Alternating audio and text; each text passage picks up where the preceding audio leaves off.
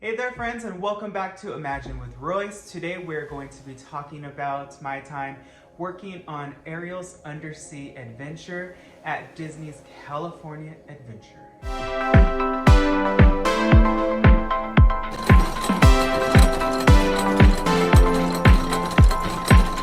This attraction, first and foremost, before we dive too deep, I want to say was created by some of the most incredible Imagineers, and it really had a lot of help from the original animators that worked on the film. Glenn King, Mark Hinn, Andreas, like these amazing creative animators really had a helping hand in creating this beautiful attraction. So to begin, I want to start with the first character that you see, and that is Scuttle. Scuttle, and this is a really fun story actually, I could not find the plug, and there are plugs actually hidden all over this attraction, to plug in my air compressor to do some airbrush on his beak and on his eyes. So I was like, where is this? So I asked the maintenance person, and it was behind the rock. So if you see this figure, you'll see two rocks, and the back is lit with show lights to make it look like a sunset, and there are some plugs back there. I did not know that until I saw somebody plugging in their vacuum, and I was like, oh, there's the plug. I was called to work on Scuttle because his leg got broke off because of a maintenance person. This is probably the third time that this happened, where they plug in their vacuum, and all the attractions have are clean every single night.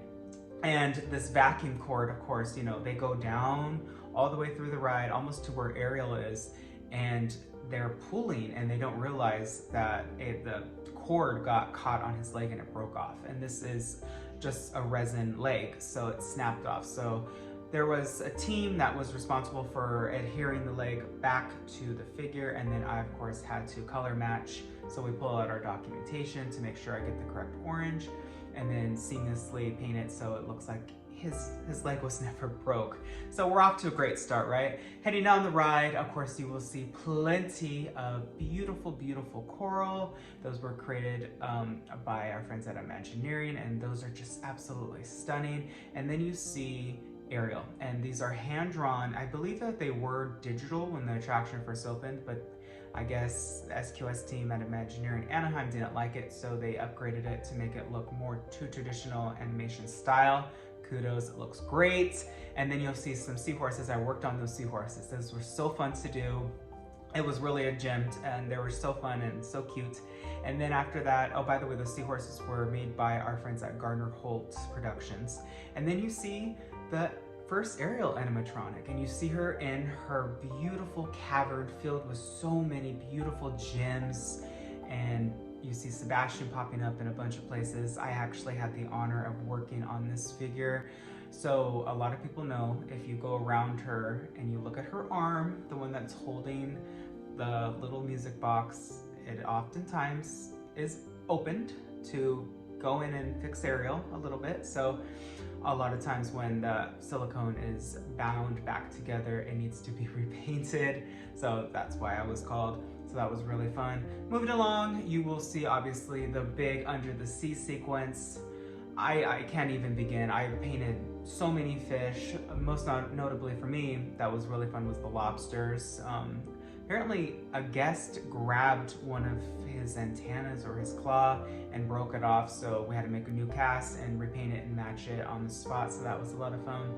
A lot of times guests give us work as audio animatronic pictorial artists. It's so true. And then you'll see the Ariel with the hair. Here's the story with the hair. So, and this is a really good just overall sense of how Imagineering works. So production is in charge of truly designing the ride. They make it from scratch, and then they hand it over to the parks. So the Disneyland is given, you know, full control over the attraction, correct? Yes, but more specifically, there's a program of Disney, and they program with, or they partner with Imagineering Anaheim, who is specifically in charge of the nurture and care and upkeep and maintenance of Disneyland.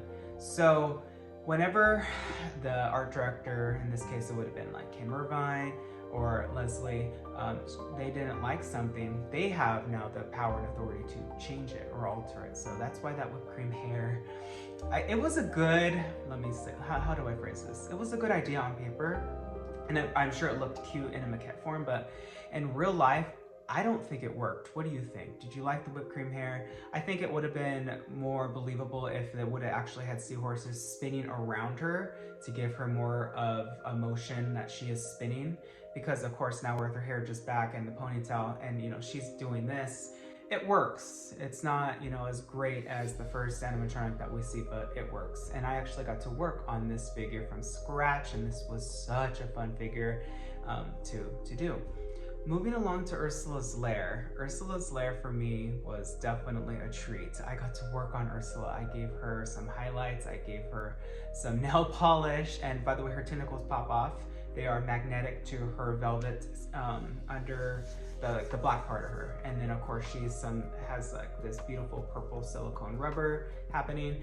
And then I got to paint her hair. I know it was very random. Her hair is magnetized and it pops off. And a lot of people know this just because when her head actually did fall off into it was like dangling by her neck. Her hair was off and it was in the cauldron. So yes, it's no surprise, it's no secret that her hair does pop off, and I got to give it some highlights, some lowlights. I just felt like it needed to pop a little bit more. And that figure, obviously, you zoom by her semi-quick. The dune buggies are designed to go kind of slower around her, just like it is with Leota in that specific time slot of the attraction, and she's fantastic.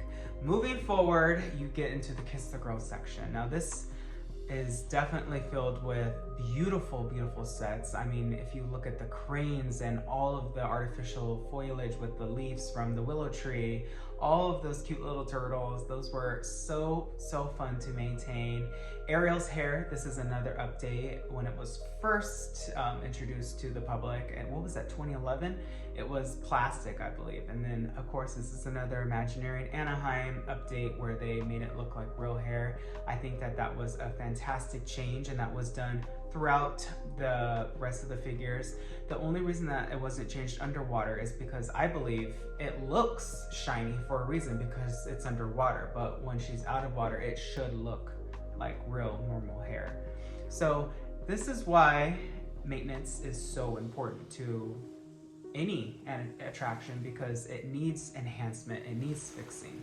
And then you will see the big finale. So a lot of people are like, okay, what is the deal? Was there a scene that was cut? The answer is yes, and it's no surprise. There is a whole footage of the big Ursula that was designed, and I believe, and from what I was told, a lot of it had to do with, of course, cost, but more specifically in this situation, space. And I think that that was, what was the Little Mermaid attraction before? It was something with Whoopi Goldberg, like a show screen.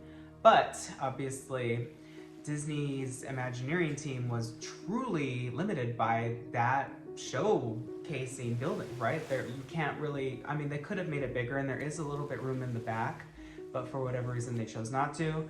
The only excuse that I don't see how that could be kind of like myth busted would be in Florida, because that was built from scratch. So that was the opportunity for them to give that attraction an extra show scene, but they just chose not to do it. I believe that was due to budget, just because the new Fantasyland was so expensive. But obviously, I think that the narrative was just switched up a little bit, where it is Scuttle telling you the story, so that is why it's a little bit mixed matched. And I think it was also just, okay, let's speed it up because we only have one more show scene after this. So here's the Ursula. She is literally just metal, and we painted her and made her look like two-dimensional with some black light, and it lights up every now and then to reveal her skeleton. It's really a neat effect. And then you see the final scene. Now let me tell you about this finale. A lot of people will notice King Triton. Obviously, he's had a lot of issues throughout the years. Tell me if you agree with this. Does King Triton need a longer Triton? I think he does. I think it's too short. It ends way too soon. And I think it would be a better enhancement if his arm was raised higher and the Triton was a little bit taller, and so it would really give the illusion that it is shooting out the fireworks. What do you think? That is something that I am debating on. Should I have pitched it or not? I don't know. And then you see the final Ariel in her wedding dress with Eric, and then you see Scuttle again. So This attraction is definitely filled with amazing figures. We do not go to Disney's California Adventure very often. There's not that many figures there. I mean, from the top of my head, we did Racers, we did Monsters Inc. and Ariel majority of the time. We did do some things on Goofy Sky School.